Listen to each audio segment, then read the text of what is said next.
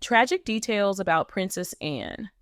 Princess Anne is one of the most recognizable women in the world, having spent her entire life under the harsh glare of the royal media spotlight. Once saddled with a reputation for being dismissive and aloof, in her later years, she has come to be seen as a symbol of stability within the British monarchy. These days, in fact, the Princess Royale, a title bestowed upon her by her mother, Queen Elizabeth II, back in 1987, is better known for her work with various charities and her relentless schedule of public appearances more than any other member of her family. Growing up in palaces and being attended to by servants is certainly not without its perks. Yet, life hasn't always been the proverbial bed of roses for this redoubtable royal. There's no denying that she has experienced her share of sadness, disappointment, and loss during the course of her 7 decades of life. To find out more about the sorrowful aspects of her life, read on to discover some tragic details about Princess Anne. Princess Anne was separated from her family at boarding school. The second child of Queen Elizabeth II, and Prince Philip, Duke of Edinburgh, Princess Anne was born in 1950. The little royal was less than 18 months old when her mother ascended to the throne of England. The princess's care was entrusted to nannies, while her education came from tutors behind castle walls. While that may seem to be a distant relationship between parents and their child, it mirrored the childhood experienced by the queen, who viewed that arrangement as totally normal. She had been brought up in that style herself, after all, with her parents leaving her at home and entrusting her entire schooling to a governess and home tutors. Royal biographer Robert Lacey explained to Town and Country, at age 13, Anne was sent to Benedine School, a posh boarding school in Kent outside of London. While the Queen has been characterized as a somewhat distant mother, often unavailable for her children, Anne has refuted that. While she conceded that she recognized that time with her mother would be limited, Anne didn't believe that made her a poor parent. I simply don't believe there is any evidence whatsoever to suggest that she wasn't caring, the Princess Royal stated in a 2002 interview for the British documentary series Queen and Country, as reported by BBC News. I don't believe any of us for a second thought she didn't care for us in exactly the same way as any other mother did. She never enjoyed growing up as a royal. Princess Anne may have grown up with all the trappings of royalty, but that didn't necessarily mean that she found it all to be particularly enjoyable. While she's generally regarded as the hardest working member of the royal family, there was a time when she seemingly felt resentful of the duties that she was expected to undertake. As Great British Life reported, she once told an interviewer, "I didn't ask to be born a princess."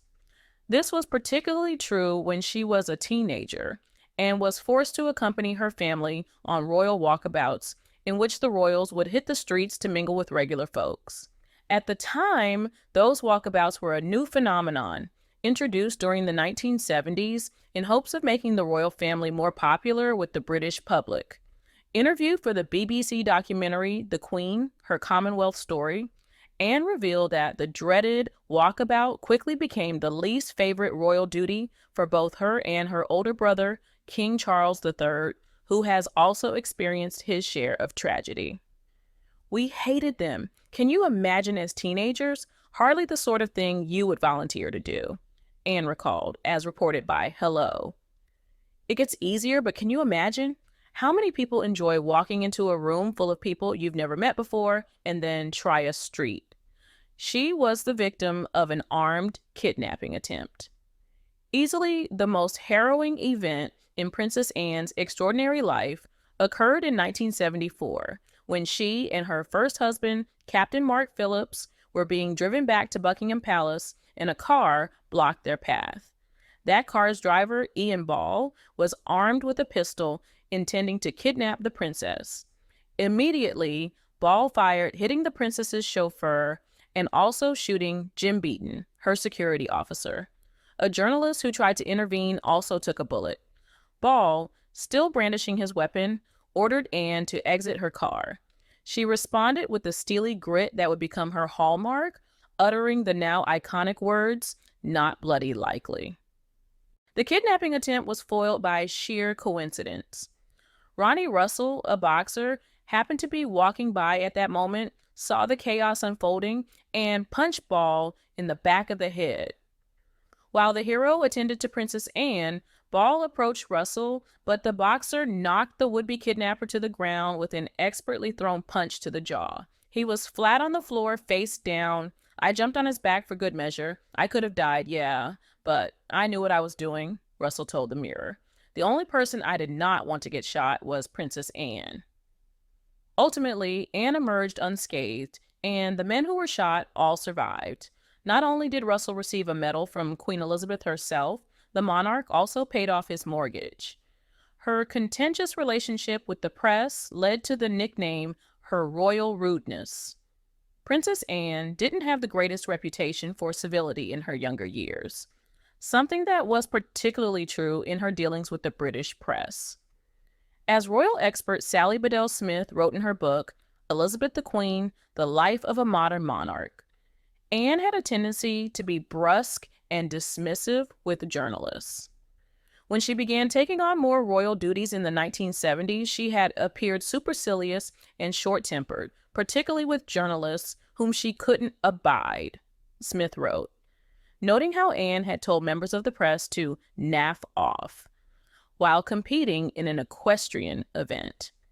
The press responded by creating a nasty nickname, referring to Anne in newspapers as her royal rudeness. As the voiceover narrative declared in the 2002 documentary The Real Princess Anne via Express, the Princess Royal is often in trouble. Unlike the kidnap attempt, it's usually trouble of her own making. She has been accused of being rude, sulky, and difficult. That attitude wasn't just reserved for the British press. When Anne paid a visit to Washington, D.C., she extended the same treatment to American journalists. She was very bad-tempered, very sulky. She really didn't want to be there. That was the impression one had. Journalist Joy Billington recalled for the documentary. According to Billington, when one member of the press asked for her thoughts about the Washington Monument, instead of answering, she stated that she didn't do interviews. Her Olympic dreams were nearly ruined by a freak accident. One of the best-known facts about Princess Anne is that she inherited a lifelong love of horses from her mother. Over the years, Anne has proven herself to be a skilled equestrian. So much so, in fact, that she competed on the British equestrian team at the 1976 Olympic Games in Montreal, Quebec, Canada. Prior to making the Games, however, she suffered an accident that placed her Olympic dreams in doubt. While training, Anne's horse accidentally fell and wound up rolling over the princess. That left her with bruises, a concussion, and a hairline fracture on a vertebra. Her concussion, however, had left her with no memory of the accident. "It was going very well, and then I don't remember anything else," she said at the time, as reported by Tatler. Nothing at all. She wound up spending 4 days in a hospital, with doctors predicting she would be able to resume riding in a few weeks. That prediction came to pass, and she did make the Olympic team. Ultimately, she competed in Montreal but didn't earn a place on the podium.